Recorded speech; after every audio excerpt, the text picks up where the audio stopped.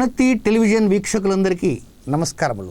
మిథున రాశి 2019 డిసెంబర్ 1వ తేదీ ఆదివారంతో ప్రారంభమై 15వ తేదీ ఆదివారంతో అంతమయ్యేటువంటి తొలి పక్షంలో మిథున రాశిలో జన్మించిన జాతకులకి ఫలితాలు, సూచనలు, సలహాలు 4 పాయింట్లు చెప్పుకోవడానికి ప్రయత్నం చేద్దాం. ఇక మొదటి పాయింట్కి వస్తే 1వ తేదీ ఉదయం దగ్గర నుంచి 5వ తేదీ మధ్యాహ్నం 1:24 వరకు ఉన్న సమయం అంతా కూడా చేసిందే చేయవలసి వస్తుందేమో, చెప్పిందే చెప్పవలసి వస్తుందేమో, తిరిగిందే తిరగవలసి వస్తుందేమో. ఇక్కడ తిరిగిందే అంటే ఒకవేళ మీరు పొరపాటున హాస్పిటల్కి ఏదైనా పన్నెండు వెళ్ళారనుకోండి, పదే పదే హాస్పిటల్ కూడా వెళ్ళవలసి వస్తుంటుంది.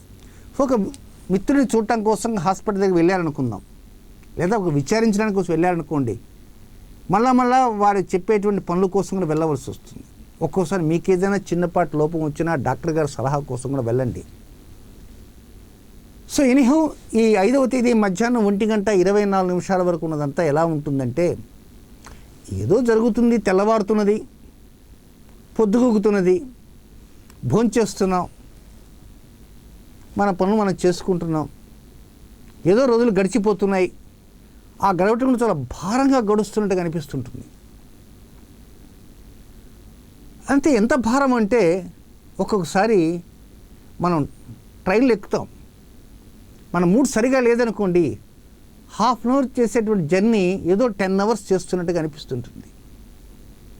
ఎందుకంటే మనసు ఎక్కడో ఉంటుంది, బాధలు ఎక్కువగా ఉంటాయి. బాధలను మనసు పట్టించుకోదు. ఈ మనసు ఎక్కడో ఆలోచన చేసిన కారణంగా ఈ బాధలు తూట్లు పొడుస్తుంటాయి. ఆ తూట్లు పొడుస్తున్న కారణంగా శరీరం ఒక్కోసారి కొంచెం బరువెక్కుతుంటుంది.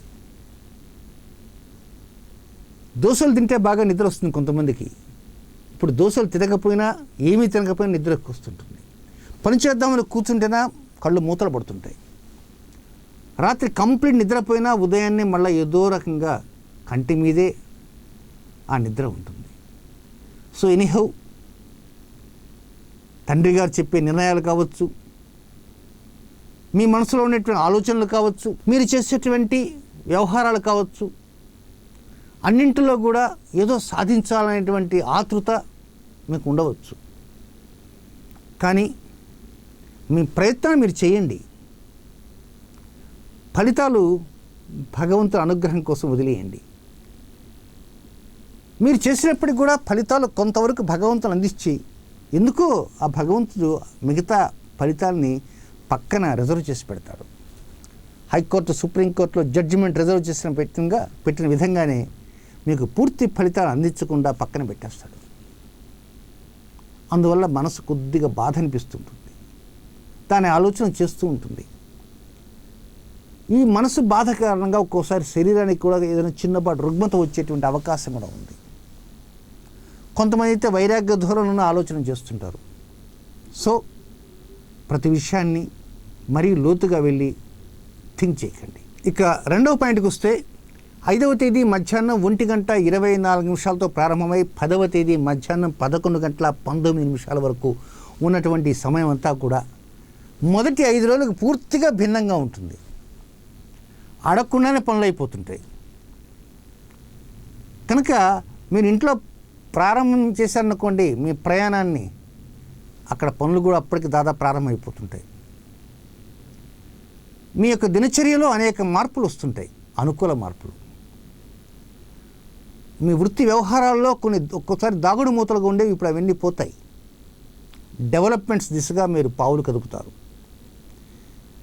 అలాగే పై అధికారుల దృష్టిలోకి కొన్ని విషయాలను తీసుకుని వెళ్ళగలుగుతారు. లబ్ధి బాగా వస్తుంది.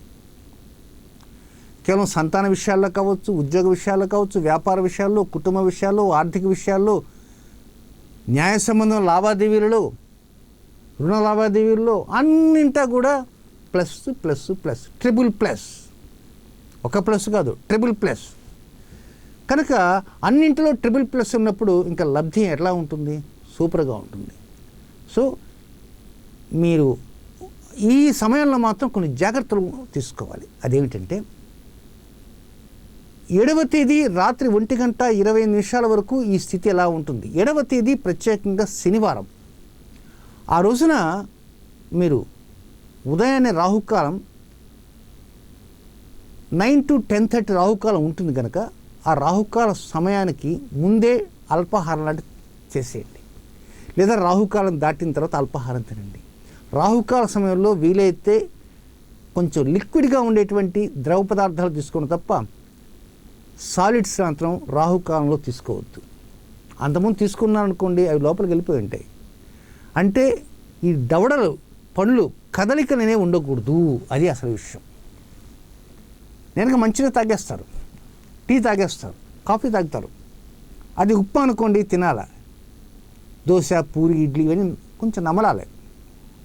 కానీ నములుడు అనేది మాత్రం ఉండకుండా ఉండాలి. ఎప్పుడు 7వ తేదీ ఆ రోజు రేవతి నక్షత్రం వస్తుంది, బుధుని యొక్క నక్షత్రం. ఆ బుధుడు ఎవరు? మీ రాశికి హెడ్ అనమాట. సో ఆ టైంలో దాన్ని అవాయిడ్ చేయడానికి ప్రయత్నం చేయండి. నెక్స్ట్ 3వ పాయింట్ ఏంటంటే 10వ తేదీ మధ్యాహ్నం 11:19 దగ్గర నుంచి 12వ తేదీ సాయంత్రం 6:24 వరకు ఉన్న సమయం అంతా కూడా చాలా జాగ్రత్తగా కష్టపడినా కూడా ఇంకా ఎంతో దూరం ఉన్నట్టుగా అనిపిస్తుంటుంది. ఫైల్స్ కదుపుతుంటారు, అవి మూమెంట్కి రావు. ఒక్కోసారి డ్రైవ్ చేస్తుంటారు, వేగంగా వెళ్ళలేకపోతారు.